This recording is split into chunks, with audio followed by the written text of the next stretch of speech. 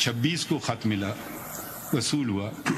26 ही को माह रमज़ान में इफ्तारी के फ़ौरन बाद तमाम जजेस इस्लामाबाद हाई कोर्ट बशमूल चीफ जस्टिस के साथ मुलाकात हुई। वकील कह रहे हैं कि स्यूमोटो लो, फिर उनको वकालत छोड़ देना चाहिए। इस्लामाबाद हाई कोर्ट के 6 जजों के खत पर अज खुद नोटिस की समा। चीफ जस्टिस काजी फायद ईता ने रिमार्क्स दिए। 26 तारीख को खत मिला, उसी रोज इफ्तार के बाद चीफ जस्टिस समेत तमाम जजेस से मुलाकात की। इससे ज़्यादा चुस्ती से शायद ही किसी ने काम किया हो। मामले को अहमियत ना देते तो क्या ये मीटिंग रमज़ान के बाद नहीं हो सकती थी? वकला कहते हैं सुबह मोटो ले लो, फिर वकला को वकालत छोड़ देनी चाहिए। आज़ाद अदलिया पर हमला होगा तो सबसे आगे मैं खड़ा हूँगा। वज़ीर आज़म से इंतज़ामी नौयत की मुलाकात थी जो घर या चैम्बर नहीं सुप्रीम कोर्ट के अहाते में हुई। फुल कोर्ट ना बनाने की वजह जजेस की अदम दस्तियाबी थी। हो सकता है आइंदा समात पर फुल कोर्ट बैठे। जजेस की दस्तियाबी देखकर 29 या 30 अप्रैल से रोज़ाना समात कर सकते हैं।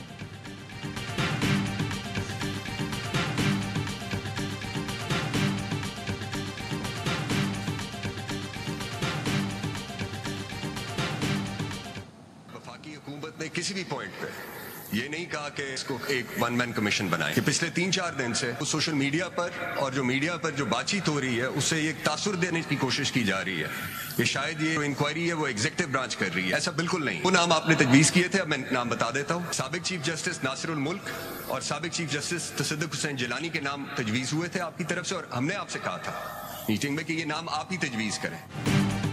ये कहना कि कमीशन की सरबराही के लिए वफाकी हुकूमत ने नाम दिया तो ये गलत है। आपकी तरफ से साबिक चीफ जस्टिस नासिरुल मुल्क और तसद्दुक जिलानी के नाम तजवीज़ हुए थे। अटॉर्नी जनरल का चीफ जस्टिस काजी फायद ईसा से मुकालमा।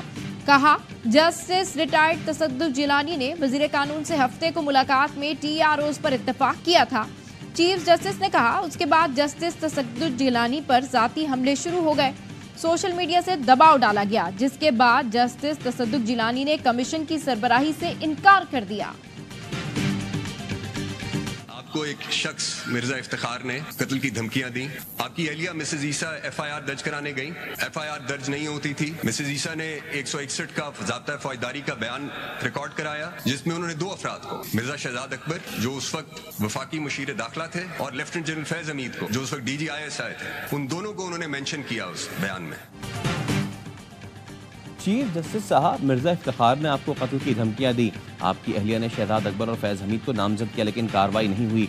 अदालत उस वक्त और आज की हुकूमत का कंडक्ट देखे। अटॉर्नी जनरल का बयान। कहा, अदालत को आज भी जो मावनत दरकार है वफाकी हुकूमत फराहम करेगी। हुकूमत की अदलिया की आज़ादी के खिलाफ कोई पॉलिसी नहीं है।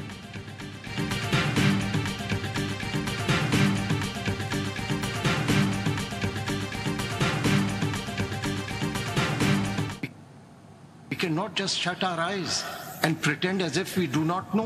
और फेल में तजाद नहीं होना चाहिए। जी ठीक है। अभी आपने कहा कि जी ये गवर्नमेंट जो है वो कोर्ट ऑनर कर रही है जी। और कमिटेड है कि उसको फॉलो करेगी। हाई कोर्ट के ऑर्डर हुए या सुप्रीम कोर्ट के हुए, उनको फ्लाउट करने के लिए MPO का सहारा ले लेते हैं। तो आपकी एग्जीक्यूटिव कर रही है ना ये।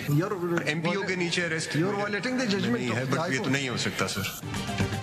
बातें सब करते हैं, काम कोई नहीं करना चाहता। आपकी हुकूमत केस को मंतकी अंजाम तक ले गई होती तो आप बात करते। जस्टिस अतहर मिरुल्लाह का अटॉर्नी जनरल से मुकालमा। जस्टिस नईम अख्तर ने कहा, आपकी हुकूमत MPO का सहारा लेकर अदालती फैसलों की खिलाफ वर्जी कर रही है। जस्टिस मंसूर अली शाह ने कहा, शुतुरमुर्ग की तरह गर्दन जमीन में दबाकर नहीं बैठ सकते। सिविल जज से सुप्रीम कोर्ट तक इस मामले पर पूरा निजाम बनाया होगा।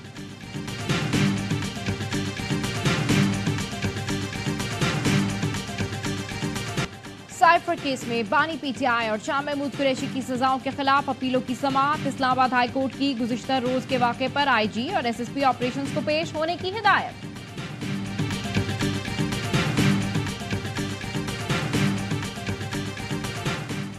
वज़ीर आज़म शहबाज शरीफ की ज़ेर सदारत कानूनी टीम का इजलास आज होगा। वज़ीर कानून अदालतों में हुकूमती ज़ेर इल्तवा केसेस पर ब्रीफिंग देंगे। अदालती इस्लाहात के हवाले से भी बात की जाएगी।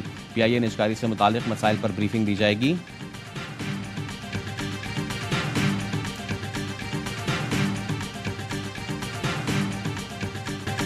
सोशल मीडिया प्लेटफॉर्म एक्स की बंदिश केस में इस्लामाबाद हाई कोर्ट वजारत दाखिला की रिपोर्ट पर बरहम। ज्वाइंट सेक्रेटरी दाखिला ने बताया मुल्की सलामती के खिलाफ मवाद अपलोड किया जाता है, इसलिए एक्स को बंद किया गया। चीफ जस्टिस ने पूछा, आईबी की रिपोर्ट पर आपने एक्स बंद कर दिया, सबूत भी तो होंगे ना, कोई लिखत पढ़त भी तो बताएं, दस्तावेज दिखाएं, जबानी कलामी बात नहीं होगी। रिपोर्ट कयास राय पर मबनी है, वजूहात नहीं लिखी गई, हर चीज लिख कर दें क्या? सिक्योरिटी थ्रेट है, क्या करूं क्या लिखूं? सरकार थकी हुई है, काम नहीं कर सकती, सिर्फ मिन्नतें तरले कर रहे हैं, आपके पास कोई चीज नहीं है। इस्लामाबाद हाई कोर्ट ने ईद के बाद सेक्रेटरी दाखिला को जाती हैसियत में तलब कर लिया।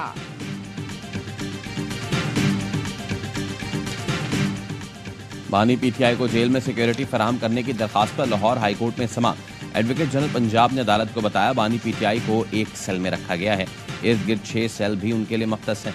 बानी पीटीआई के लिए 14 सिक्योरिटी एहलकार तैनात किए गए हैं। उनका खाना एक स्पेशल किचन से जाता है, इस किचन में किसी और के लिए कुछ नहीं बनता। दरखास्त गुजार ने कहा, उन्होंने जो कुछ बताया उससे हम खुश हो गए हैं।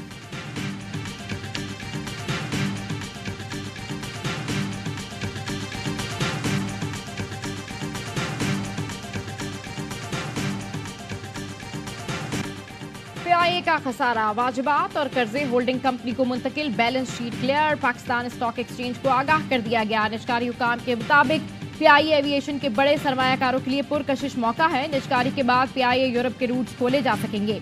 पीआईए को कोर अंडरटेकिंग और नॉन कोर होल्डिंग कंपनी में तकसीम करने की मंजूरी। कोर अंडरटेकिंग के 51% शेयर्स फरोख्त किए जाएंगे। नॉन कोर होल्डिंग कंपनी में रीस्ट्रक्चरिंग करने का फैसला किया गया है।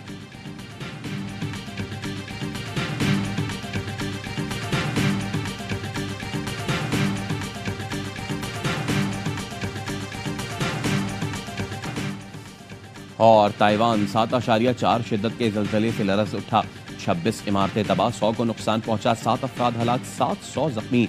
जल्जले का मरकज ताइवान का मशरकी साहिल और गहराई 15.5 किलोमीटर थी। रिक्टर स्केल पर आफ्टर शॉक्स की शिद्दत 5 रिकॉर्ड की गई। दारुल हुकूमत ताइपे के मुतादिद इलाकों की बिजली मुअत्तल, शहरियों का इमारतों से इनखला। जल्जले के बाद समुद्र में 3 मीटर बुलंद लहरें पैदा हुई।